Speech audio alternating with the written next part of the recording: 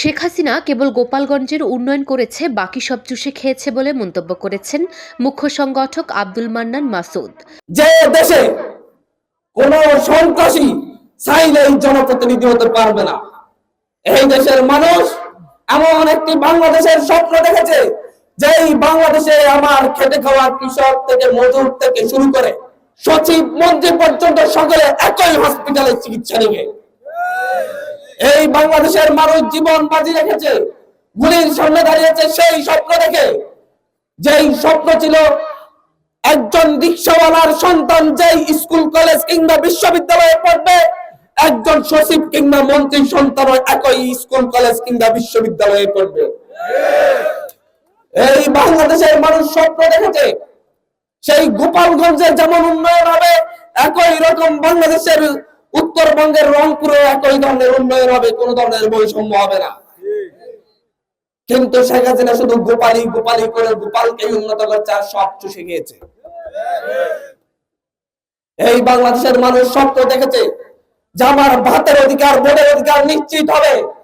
এই বাংলাদেশের মানুষ স্বপ্ন দেখেছে, রিক্সাওয়ালারা স্বপ্ন দেখেছে রিক্সাওয়ালাদের কাছ থেকে চাঁদা নেওয়া হবে না যদি এই নতুন বাংলাদেশ আসে। আমরা যখন রাস্তায় দাঁড়িয়ে আন্দোলন করছিলাম, গুলির সামনে দাঁড়িয়েছিলাম, আমাদের হাতে লাঠি ছিল না, আমাদেরকে লাঠি সরবরাহ করেছে রিক্সাওয়ালারা। আমাদের হাতে তখন ইট ছিল না, পাটকেল ছিল না, ভ্যানওয়ালারা চাচারা আমাদের জন্য ইট পাটকেল নিয়ে এসে আমাদের হাতে তুলে দিয়েছেন। তারেক রহমানের নিষেধাজ্ঞার পরও বিএনপির যারা চাঁদাবাজি করে তারা বিএনপি হতে পারে না। সারা দেশে চাঁদাবাজদের বিরুদ্ধে জনাব তারেক রহমান জিরো টলারেন্স দেখিয়েছেন, কিন্তু বিএনপি কি কোনো চাঁদাবাজি করার নির্দেশনা দিয়েছে? লুটতরাজ করার নির্দেশনা দিয়েছে? মানুষের ঘর বাড়িতে হামলা করার নির্দেশনা দিয়েছে? তাহলে যারা এই কাজ করতেছে তারা কি বিএনপি হতে পারে?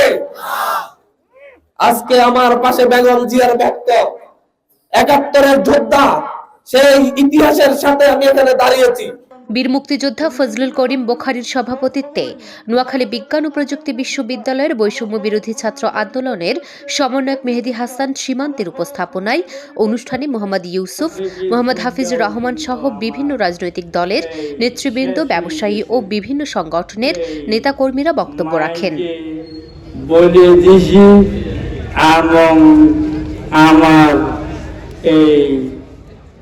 Luna Afroz Nipa, Dhaka post. এই পর্যটন কেন্দ্র